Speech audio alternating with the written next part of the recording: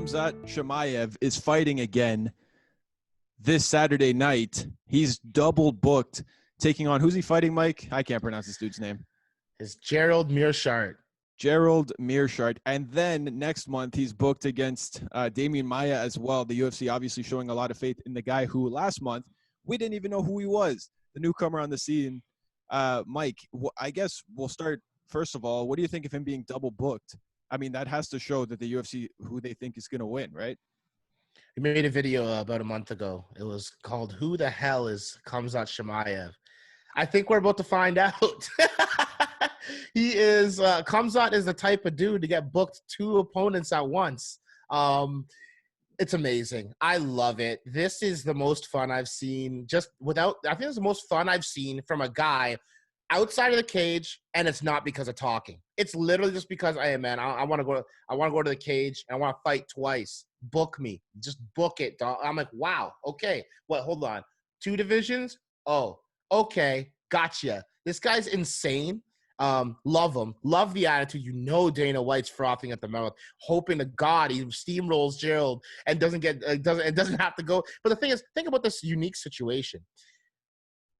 You're in a situation where you can't really lose. Yes, even if you lost to Gerald Meerschaert, you're not sitting there wondering when the next time you can get back in the cage and get those itchy feet ready to go and fight again. Like, you already have something else to look forward to. That is a legitimate peace of mind, if you will.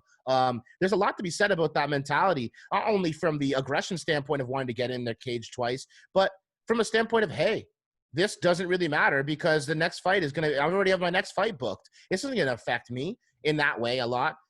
Now, obviously, Gerald Meerschaert, he's tied for the most submission finishes in the welterweight division.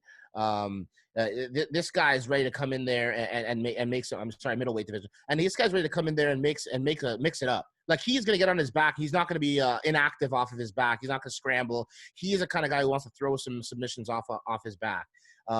Khamzat Chimaev is a problem. I don't think Gerald's going to sit there and try to tout his takedown defense in this fight. But this should be interesting between Gerald Meerschaert and Damian Maia, who are 2 legitimate on-the-ground practitioners, to see what Khamzat can do with some guys who know what they're doing off their back and don't just scramble up like Reese McKee or something like this. I was just actually going to say, like, it's pretty remarkable if you're Khamzat that you want to be known as, like, the submission killer, right? Like, you come in here with your grappling, and I will just pound on you and wreck you, right? Like, that's a pretty dangerous game plan in and of itself, not only because, you know, it's dangerous to go up against submission guys and want to grapple with them, but then to say, I don't care about your jiu-jitsu. I'm just going to smash you because my top game is way better than anything you can offer from the ground. I'm looking forward to this one because Gerald is a violent guy, and if he just lands a couple of elbows, listen, like, after a fight, you're supposed to be medically suspended for 30 days, right? You're not even supposed to be allowed to fight for another 30. Mind you, with how Damian Maia fights, I guess they're like, well, come on. He's not going to elbow him. He's just going to try to choke him.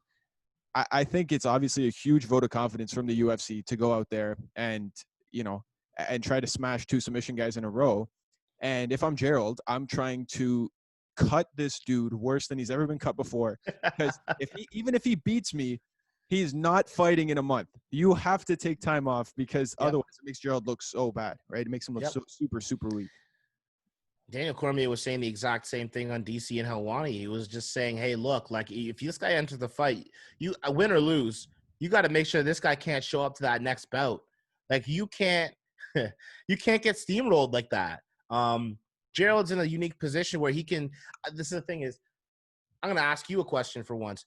Do you think that Gerald is gonna benefit as much as you should from being a guy as big as Chimaev is, despite the lack of UFC tenure? Do you think he's gonna benefit, Gerald will, from the victory if he does beat Khamzat? Like, literally. You know why I'm gonna say no? Because Khamzat's gonna fight before he will. Exactly. So it's That's like, a great answer. even if he wins, you can't steal my hype because I'm still gonna fight before you. I'm still the one who people are going to watch. You're like, yeah, I just beat you. Okay. I turned around and fought again and won. Right? Like, I'm 1-1 in the last 2 division. Months. Yeah. Which is absurd. Anyway, who the hell is Khamzat Chimaev? We're going to find out how he fares against this massive step up in competition this Saturday night. And then we'll talk to you again in a month about how he does against Damian Maia. Right? Anyway, take care, everybody, and be sure to check out our breakdown of the Colby Covington versus Tyron Woodley. That one's coming up next.